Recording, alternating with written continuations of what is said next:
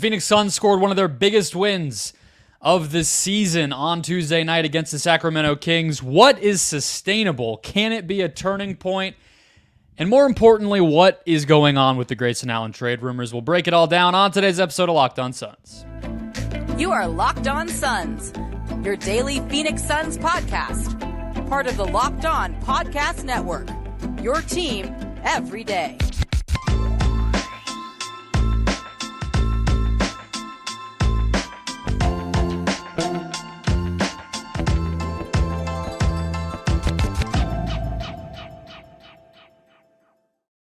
We're back. This is Locked On Phoenix Suns. We are part of the Locked On Podcast Network. I'm your host, Brendon Kleen, a credentialed media member covering the Suns for the past 7 seasons, a writer at Suns.com, and the host of the Just Basketball Show wherever you get your podcasts. A big thank you for making Locked On Suns your first listen to start your Thursday. A break for the Suns. 2 days off until Pelicans on Friday, but we are here with more content. There are more trade rumors, and honestly, plenty more to talk about off of that Kings win. So we will do that today. If you're finding us for the first time, hit follow or subscribe.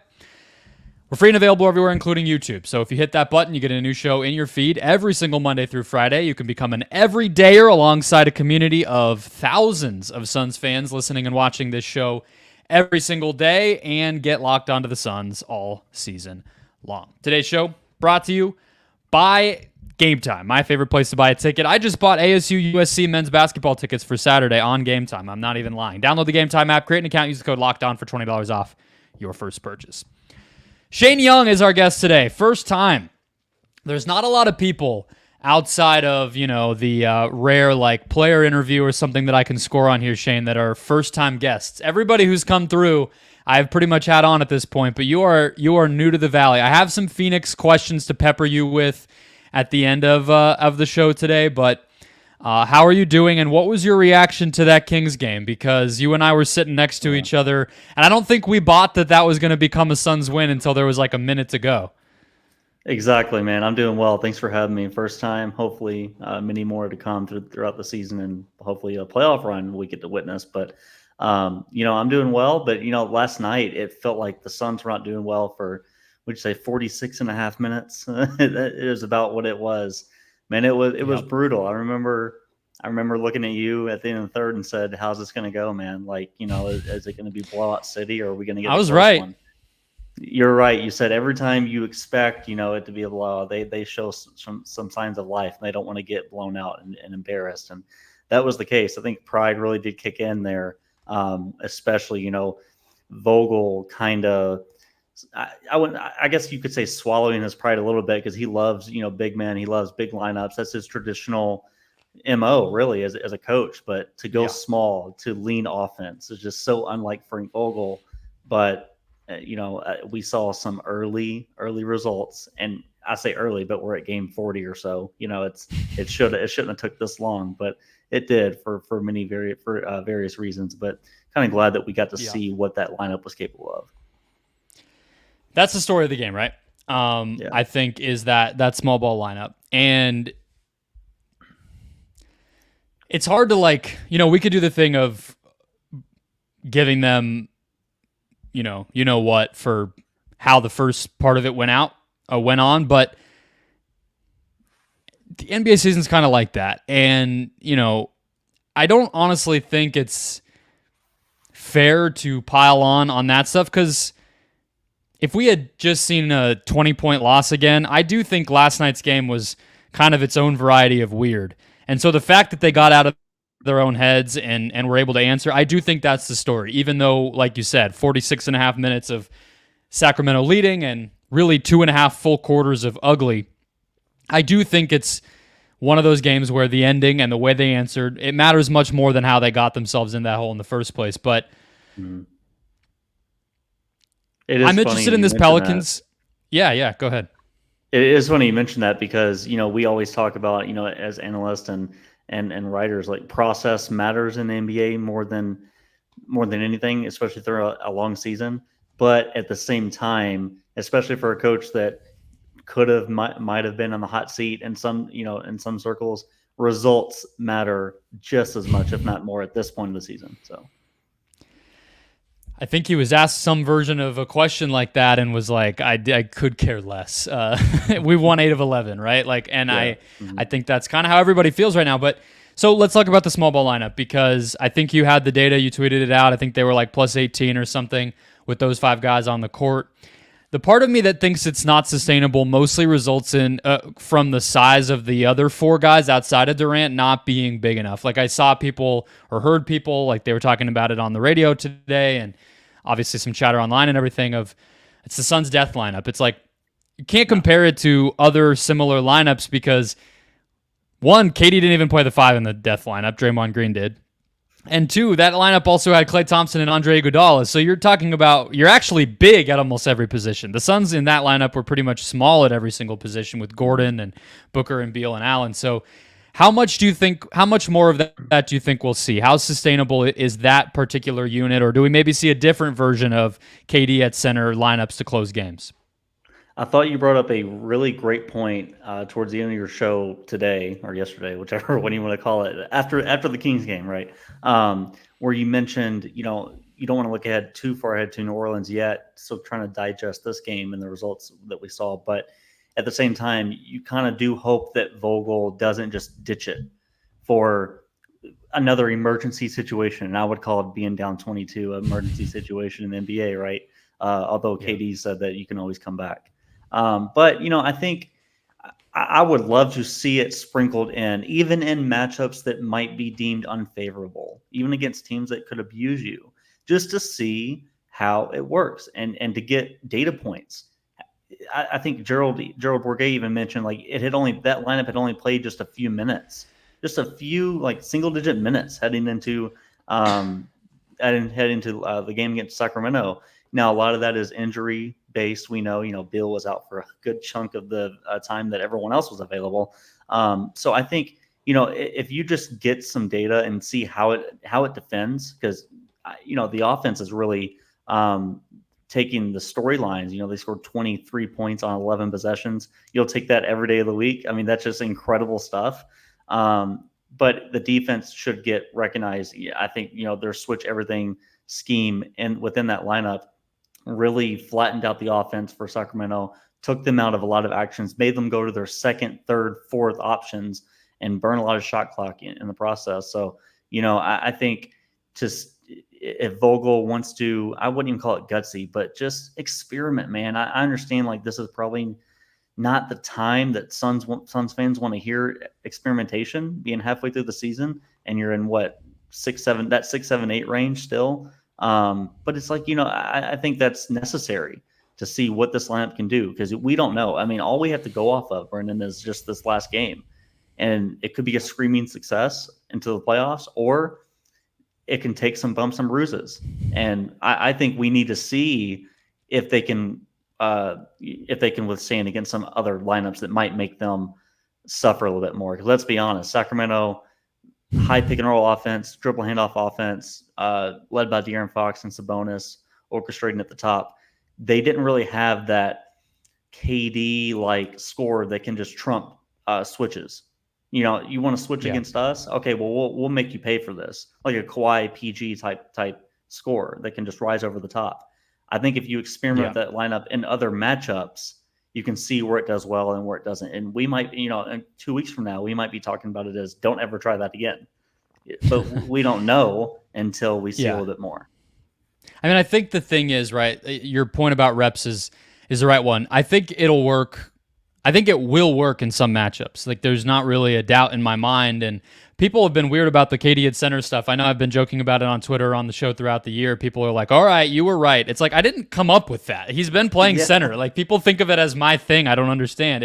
It's just one of the things he's done. And especially since, really like his last season in Golden State, he was playing a lot of rim protection kind of role, and then obviously in Brooklyn he did it a ton. They had Bruce Brown was like their big man in certain lineups because of KD's ability to do that stuff. So I think it will work. It's just a matter of getting comfortable with it and having an answer for different types of units. And that to me is the other part of it, where I think ideally it's probably not such a... the big three are going to be in there, but if you can get even one of these other wings and forwards to hit, or you can get somebody at the deadline who can fit into some of those lineups, I think that's kind of the next step for this thing. Another switchable defender, maybe somebody who even has a little more size who can actually provide some secondary rim protection if KD is out on the perimeter, or even just help defense in the way of, drawing charges, getting in the way, swiping at drivers, whatever. Those are the types of things I think you're still just never going to get when you're playing that small. But yeah, I think the thing is, if it becomes a weapon, you can even throw it at teams that you don't think of it being a good matchup against, right? Like Denver or the Lakers or whatever, and you can throw them off. You can go to a zone and with that group, and you can if you have answers, I think that's part of how you start to actually form an identity and those types of things we've been talking about all year. So let me just throw this at you real quick, 30 seconds or so. Mentality-wise, you've been around this team all season long. Did it feel like something that would kind of galvanize them and be a little bit of a sigh of relief for this group to you psychologically? I do believe that, and I'm not typically someone that believes in turning points or this game mattered more than the other 41 home games they have, or 40 home games they have. But yeah. I do believe this is something that they found some stuff that can work, and it's all about trying it more and more and more and being healthy. But to your point, I do believe that it's something that especially all the motivational tactics that Vogel was doing, apparently doing in the huddle and stuff, and getting on his guys and holding people accountable. And I think, you and I have seen KD's body language, holding people accountable and getting frustrated. And I just think that triumph is something that they can build on. Now they might come out and lose a few games here and we all look like idiots, but I think as long as they're healthy, this was only a step forward. Absolutely. All right, let's get to these Grayson Allen. I don't even want to call them trade rumors, but availability rumors, more like. We'll get to what those rumors were and how real they are next.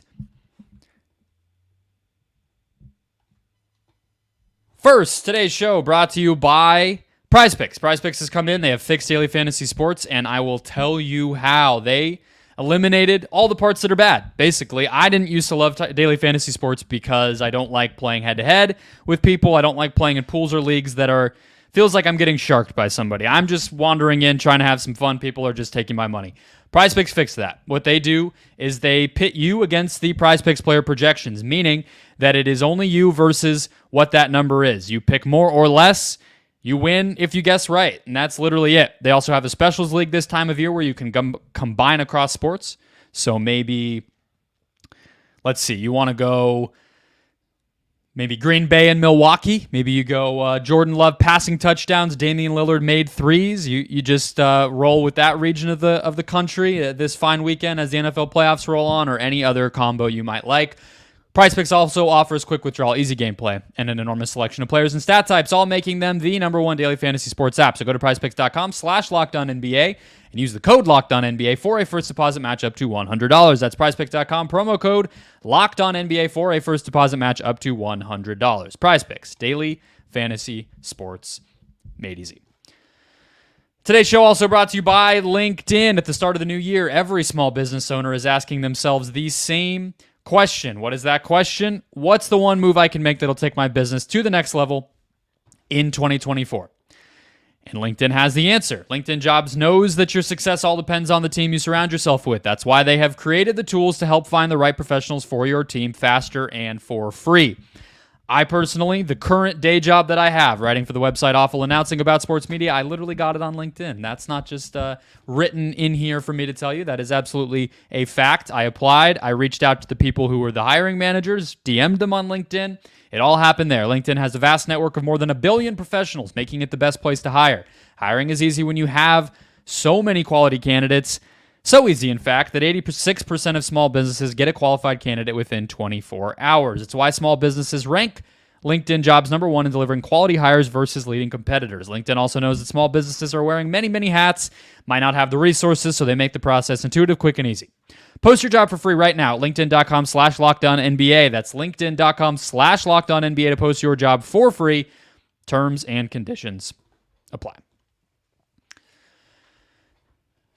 All righty, Shane. We are back here. Let's talk about the Grayson Allen, his season, but more importantly for the moment, what his trade situation may look like. So Jake Fisher had this quote in his latest piece at Yahoo Sports with some rumors and gossip around the NBA. He said, Phoenix continues to be mentioned as one of the more active teams on the trade market, hoping to find rotational upgrades behind its big three. The Suns have explored what the combination of Grayson Allen and Nasir Little could bring back to the Valley, though the Suns have only have their 4 second-round picks, and Allen has been arguably Phoenix's most important player behind Devin Booker and Kevin Durant. How crazy would they be to trade this guy? I think pretty crazy to actually pull the trigger and do it. I don't think crazy to just canvass the league and see what's going on. But it's hard. That's a hard line to walk whenever you don't want Grayson to feel slighted or feel like he's just being used as trade bait or that they don't value him. I think I'd be shocked if he actually did believe that, they're just trying to get rid of me. But he has to know it's a business. And I understand the whole, transactional side of it. You want to see what you can possibly get in return. Doesn't mean they're going to pull the trigger. Doesn't mean they're going to do it. So I think to answer you, like it would be crazy to get rid of the best shooter in the NBA right now, percentage wise, efficiency wise, unless it yielded some just insanely talented defensive star that, could come out there and be your Swiss Army knife and be what KD kind of was last night. Yeah, that's how I see it. Unless you're getting a clear-cut, legitimate starting caliber, like wing defender, 3-and-D type player, I don't see how you could trade him. And I don't think they're getting that for him. For him, Little in seconds. It's not that those guys maybe value-wise, like you couldn't find somebody. It's just they're not outbidding anybody with that package, right? So I think that's where they're going to run into some trouble, and that's why I've kind of assumed that Nurkic and Allen both are going to stay put. We'll talk about Nurkic to close the show in the next segment. Are there any, have you spent any time thinking about with the 2 trade exceptions the Suns have? I do think Little is somebody that I would expect to see. I doubt James Jones is maybe thrilled that he's not in the rotation right now because he's not getting to get reps and show teams what he can do if he were to be traded. I think most teams are probably wondering, is he still healthy? He's technically active in these games. He's not playing, but I think he could be traded. Have you thought of any sort of targets or anybody that they could realistically get that would improve this team, or are you just looking at it as kind of this is their group? The latter, because I'm not, I guess my brain just doesn't go into trade mode until like February 1st, which is great. It should, you should be thinking about it all the time, but I just care more about the on-court product instead of the hypotheticals. But, it's just, it is what it is. I think this is their group. Any upgrade is going to be it's going to be minimal. I don't think it's going to move the needle for this team either way. If they make a trade and it doesn't work out, I don't think it's going to make them worse than what they are because they still have supremely talented superstar scorers that can get them to, let's just say 46, 47 wins minimum. I don't know what they're on pace for now, but but then again, I don't think you bring in someone using Grayson Allen and Nasir Little salary, and that's not going to yield you something that is a game changer. It's going to launch you into the top 4 in the West. So I think they're going to be stuck in this kind of range where they are in the West based on what they have. But that's assuming full health too. So, if you're James Jones, are you exploiting the trade market because you but that there's a slim chance that this team stays healthy? It's a ticking time bomb, it feels like, with these guys, right? So do you try to go get you more insurance by getting some better players? Because, you and I, at least I believe, I don't think the bench is good. I don't think the rotation is championship caliber. Definitely not. So, I just think that, they're going to need their shooters to stay hot. They're going to need Gordon to be more consistent with his production as well. That's for sure. Yeah. But and Gordon would be the guy, right, Brendon, that you could trade because he's older. But I mean, the minimum salary, like, what are you getting back for minimum salary? Nothing. So he Exactly. doesn't. There's nothing there. There's nothing tangible there to dangle on the trade market.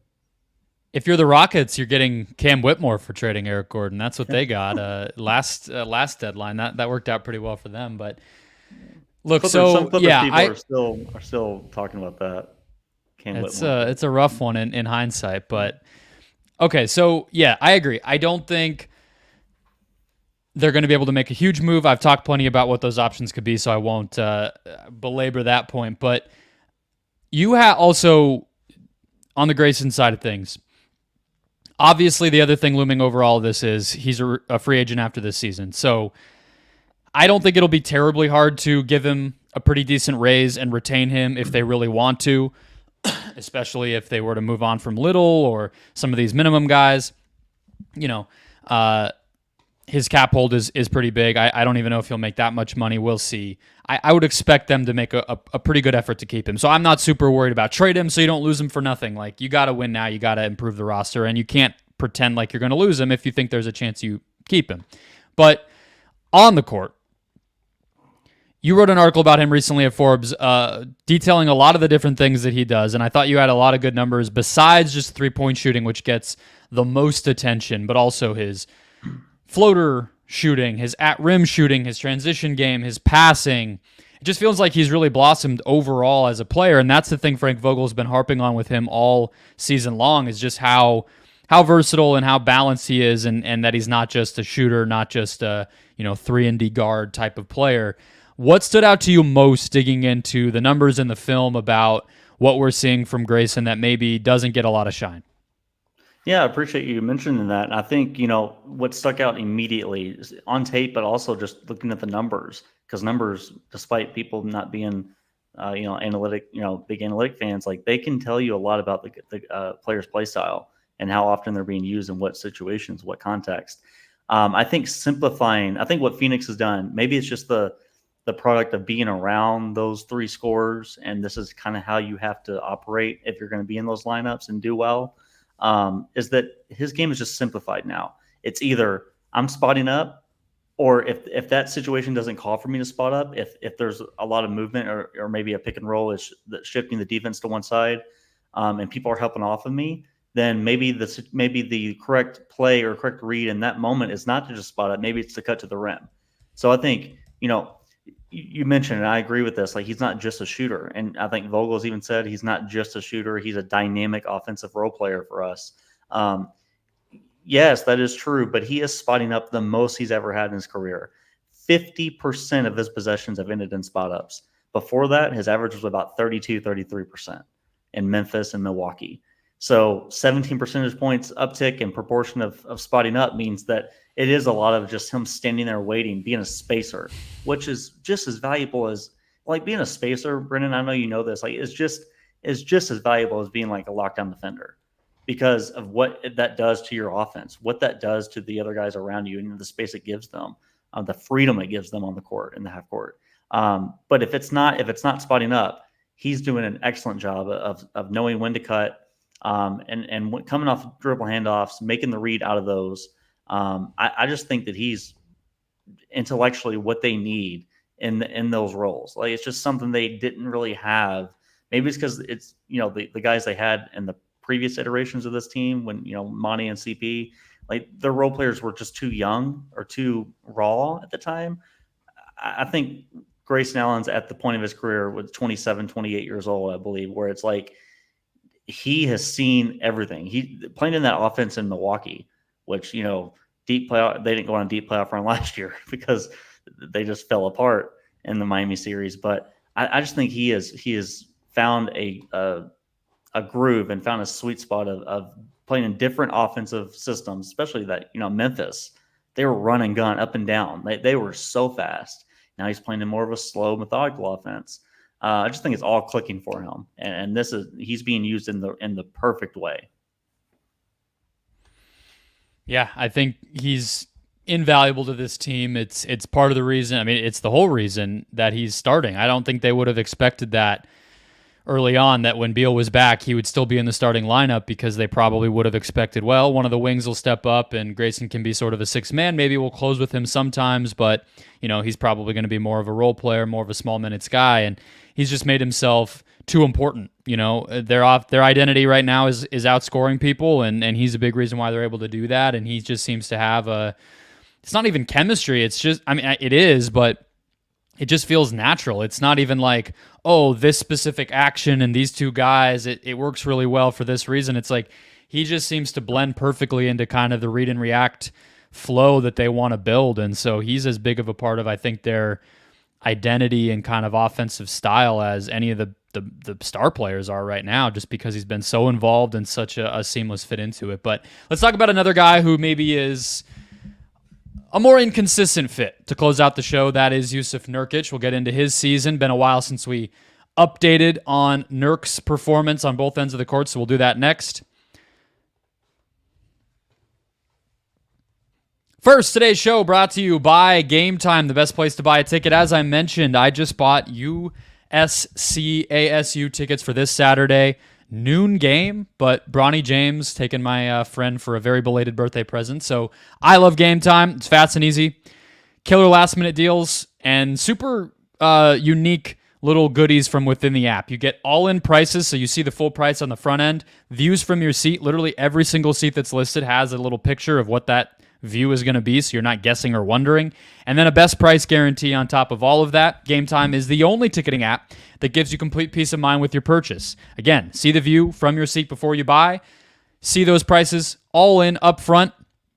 And then the sale deals that Gametime has are perfect too. Zone deal, where you pick the section. Gametime gives you the seats, so you save a little money that way. The Gametime guarantee, meaning if you find tickets in the same area for less, Gametime credits you 110% of the difference. All these little things add up. They stack up. They make it the best place to buy a ticket. So download the Gametime app, create an account, use the code LOCKEDON when you make your purchase to get $20 off your first purchase. That's even better. Terms apply. Again, create an account, redeem code LOCKEDON for $20 off your first purchase. Download Gametime today. Last minute tickets, lowest price, guaranteed. All right, Shane, let's close it out. Talk about Jusuf Nurkic here a little bit, because he's another guy that you recently wrote about here, and I will say a few things about him recently. One, I feel like I've noticed his impact a little less, but I also feel like I haven't been as keyed into him because the big three has been coming back and he hasn't had to be as involved and everything else. Obviously, some of the small ball stuff, bull, he hasn't been so prominent, but he's still the starting center for this team, and some of the numbers would tell you he's having a pretty darn good season. So how would you kind of, I don't know if you want to do like an A to F type of thing, but how would you sort of like rate or evaluate Nurk's season halfway through his first year in Phoenix here? Yeah, I think, it would just rate as fine. I think he is a fine, serviceable starting center. I've seen people say he's like one of the worst starting centers in basketball, and I have not listed out all 30 starting centers or starting caliber guys, because I know some guys come off the bench that probably should start.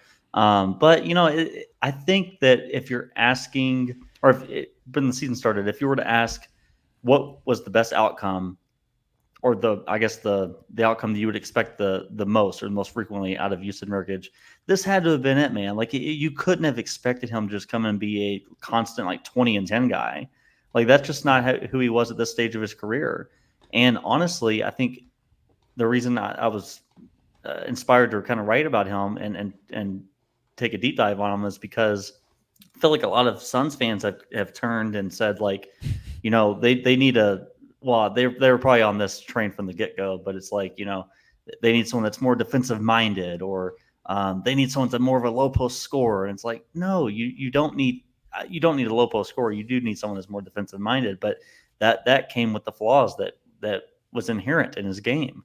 I don't know who watched the Portland Trailblazers during his career and the system that Terry Stotts and Chauncey Billups was implementing, and thought that he was going to come in and be some dynamic, like different player. I mean, he's 29. Yeah. He's not a finished product. I think, as you get into your 30s, you can still add different elements to your game. Brook Lopez is a great example of that. Offensive center to begin his career in Brooklyn. Now, or he was, I don't know about this year, but defensive stalwart for Milwaukee in that drop coverage scheme.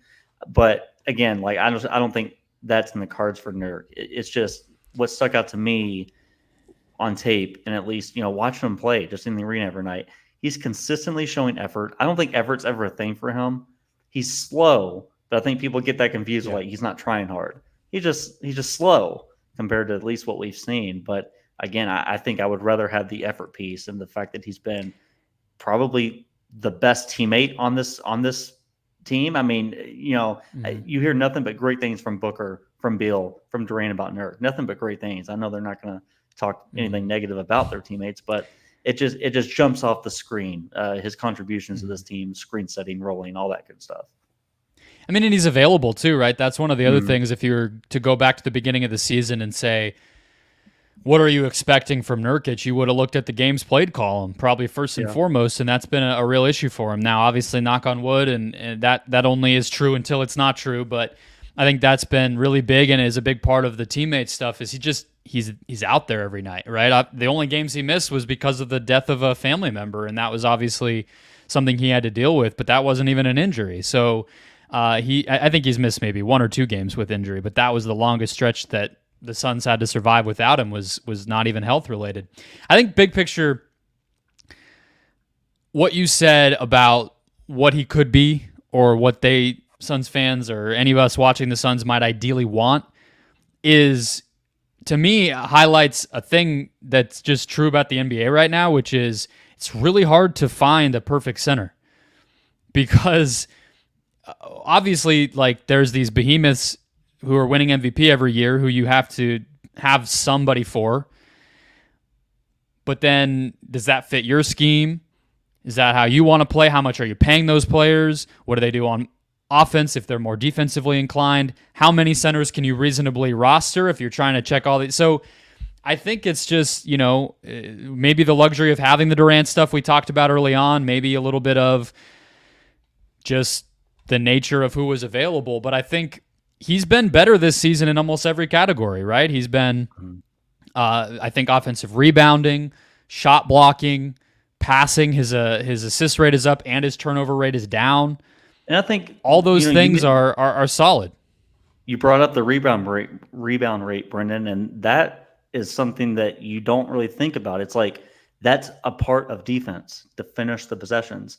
And yes, there have been games. I know Memphis is the one that many are going to bring up, and I was even disgusted sitting there that night, right? Like they allowed so many offensive boards and couldn't finish the possessions, but you can't point all that on just Nurkic, right? Like that guy's not boxing out. That's everyone on the team, right? And long rebounds, I'm sorry, even Joel Embiid's not grabbing long rebounds if he has to run for them, right? So it's, I think when you look at his rebound rate defensively and offensively, it's top 5, top 6, top 7 in the league among all guys that have played 25 minutes a game, which is a lot of players.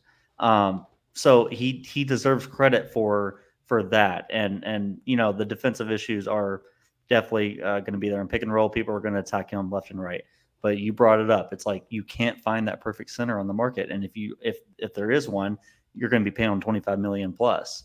And I just think, the Suns' gamble was, yes, we are going to struggle defensively with Nurkic in the lineup against in most matchups and certain matchups. But Vogel's not going to say that publicly. Vogel's going to, preach it like, we could be one of the best defensive teams in the league if we really put our mind to it, all that good stuff. But in reality, they know that their offensive flow and system with Nurkic as a passer and playmaker at the elbows and delay actions at the top of the arc, that is going to be their calling card. And that's going to be hopefully what lifts them above the mediocre defense. So it's just, which one do you want to put more value in? Do you want to put more value in your offensive game to lift you over the top, or being a top 10 defense? They're not going to be a top 10 defense, so they have to go the other direction. And I think Nurk has been a pretty good offensive fit for this team.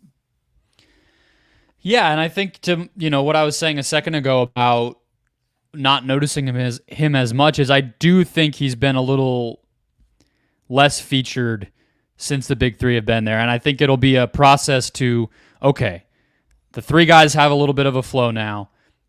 How can we utilize Nurkic? Because the thing about using him is it gives you more structure. And that was the big thing in the first 2.5 quarters of that Kings game was they were just really not, they weren't like playing offense. They had the ball, they were putting shots up, but it didn't feel like they were playing offense, and Nurkic can help them do that. But on the defensive end, too, something I've been tracking and talking about on the show all year is just his rim protection kind of percentages, and he's faded a little bit in terms of shots within 6 feet when he's the closest defender. He was really elite in that early in the season. I think teams have just realized, like, okay, we don't need to worry so much.